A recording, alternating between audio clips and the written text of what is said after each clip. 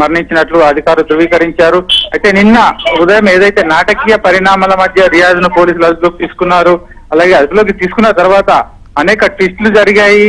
అంటే అతను పోలీసులు అదుపులో ఉన్నాడా లేకపోతే ఏదైనా సంఘటన జరిగిందా అనే విషయంలో అనేక ట్విస్టులు జరిగాయి. ఏ విషయాన్ని కూడా నిన్న రాత్రి వరకు పోలీసు అధికారులు స్పష్టంగా ప్రకటించలేదు. అంటే అతని గాయాలైన విషయం మాత్రం ఒక ప్రకటన బయటకు వచ్చింది. ఈ నేపథ్యంలోనే నిజామాబాద్ ప్రభుత్వ ఆసుపత్రికి చేర్పించారు. అతను చికిత్స పొందుతూ కొద్దిసేపటి క్రితం మృతి చెందాడు. అయితే ఏదైతే కానిస్టేబుల్ ప్రమోద్ పై ఇతను రియాజ్ హత్యకు పాల్పడ్డాడు. ఒక దొంగతనం కేసులో, బోధన్ ప్రాంతంలో జరిగిన దొంగతనం కేసులో నిందితుడిగా ఉన్న రియాజ్ పోలీసులు అదుపులోకి తీసుకున్నారు. ఈ క్రమంలోనే సిసిఎస్ కు సంబంధించిన కానిస్టేబుల్ ప్రమోద్ కుమార్ అతని బైక్ పై ఎక్కించుకొని వస్తుండగా ఆ బైక్ పైనే కూర్చున్న సమయంలోనే రియాజ్ కత్తితో దాడి చేశాడు. ప్రమోద్ గుండెలపై కత్తితో వేటు వేయడంతో ప్రమోద్ అక్కడికక్కడ ప్రాణాలు కోల్పోయాడు.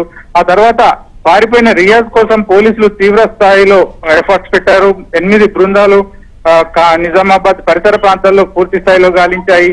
అలాగే సారంగపూర్ ప్రాంతంలో అతని జాడలు బయటకు వచ్చాయి. ఆ సమయంలోనే ఒక బైక్ పై పారిపోతూ రియాజ్ తప్పించుకున్నాడు.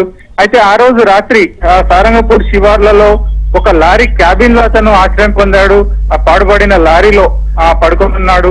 ఈ విషయం మరునాడు అంటే నిన్న ఉదయం సమయంలో అక్కడున్న స్థానికులు గమనించిన స్థానికులు అతన్ని పట్టుకునే ప్రయత్నంలోనే ఆసిఫ్ అనే ఒక యువకుడితో ఘర్షణ జరిగింది.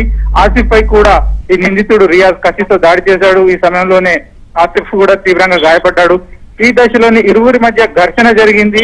ఈ ఘర్షణలో రియాజ్ కూడా తీవ్రంగా గాయపడ్డాడని ప్రస్తుతం పోలీసులు చెప్తున్నారు.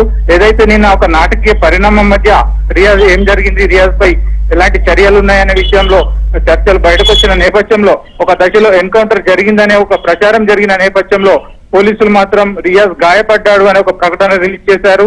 ఈ ఇరువురి మధ్య ఏదైతే ఆసిఫ్ అలాగే రియాజ్ మధ్య జరిగిన ఘర్షణలోనే రియాజ్ తీవ్రంగా గాయపడ్డాడు అనే ఒక ఇన్ఫర్మేషన్ మాత్రం నిన్న రాత్రి వరకు బయటకు వచ్చింది. దానికి క్లారిటీగా ఈ రోజు కొద్దిసేపటి క్రితమే ఆ గాయాలతో రియాజ్ ప్రాణాలు కోల్పోయినట్లుగా బయటకు వచ్చింది. ఇది కూడా ప్రస్తుతం అధికారికంగా కూడా ధృవీకరిస్తున్నారు యామిని. అయితే శ్రీపతి, మరి నిన్న పోలీసుల నుంచి తప్పించుకునే క్రమంలో రియాజ్ ఆసిఫ్ మీద దాడి చేసినట్లు కూడా తెలుస్తుంది కదా, మరి ఆసిఫ్ పరిస్థితి ఏ విధంగా ఉంది? అలాగే రియాజ్ మృతికి సంబంధించి ఆయన కుటుంబ సభ్యులు ఏమంటున్నారు? అయితే ఆసిఫ్ మాత్రం ప్రస్తుతం చేతికి అలాగే తలకు గాయాలతో ఆయన ప్రస్తుతం చికిత్స పొందుతున్నాడు. అతని పరిస్థితి కూడా విషమంగానే ఉన్నట్లు వైద్యులు చెప్తున్నారు. అయితే నిన్న జరిగిన ఘర్షణలో కేవలం ఆసిఫ్ కు రియాజ్ కు మధ్యనే కొద్దిగా ఘర్షణ జరిగింది. ఆ తర్వాత కొద్దిసేపటికి పోలీసులు ఎంటర్ అయ్యారు. అంటే పోలీసులు కూడా అదే ప్రాంతంలో తనిఖీలు జరుపుతున్నారు. ఈ దశలోనే ఒక పోలీసు బృందం కూడా అక్కడికి చేరుకోవడంతో ఆ రియాజ్ పట్టుబడ్డాడు. ఆ రియాజ్ పట్టుకున్న సమయంలో ఆ రియాజ్ కూడా కొన్ని స్వల్పంగా గాయాలు ఉన్నాయనే విషయం కూడా తెలుస్తుంది. ఈ నేపథ్యంలోనే అంటే పోలీసుల అదుపులో ఉన్న సమయంలోనే రియాజ్ గాయపడ్డాడా లేకపోతే ఘర్షణలో గాయపడ్డాడా అనే విషయంలో ప్రస్తుతం రియాజ్ కుటుంబ సభ్యులు కూడా వాళ్ళు అనుమానాలు వ్యక్తం చేస్తున్నారు. అంటే వారితో కూడా కొద్దిసేపటి క్రితం ఇక్కడ ప్రభుత్వ ఆసుపత్రిలో మాట్లాడడం జరిగింది.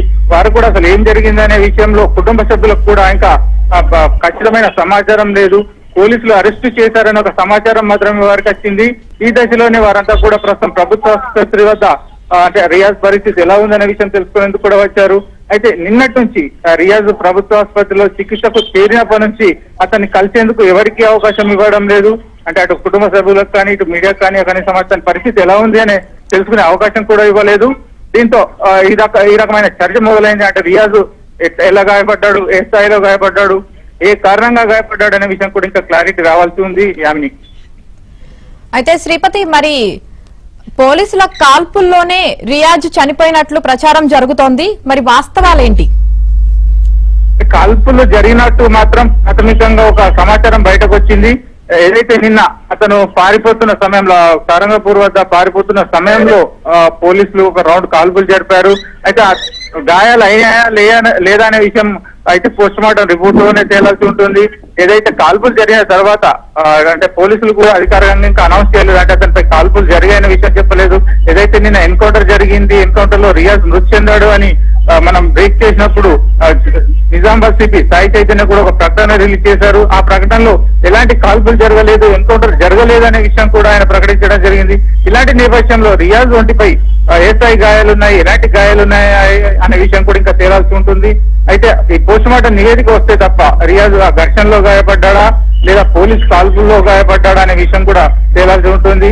అయితే ప్రాథమికంగా జరుగుతున్న చర్చ ప్రకారం ఆసిఫ్ అనే యువకుడితో జరిగిన ఘర్షణ ఒకవైపు, పోలీసులు అతను పారిపోతుంటే కాల్పులు చేస్తాడు అనే ఒక వాదన మరోవైపు ఉంది. అన్ని దీనికి సంబంధించి క్లారిటీ రావాల్సింది. అయితే మరి పోస్ట్ మార్టం రిపోర్ట్ కి ఏ టైంకి వచ్చే అవకాశం ఉంది?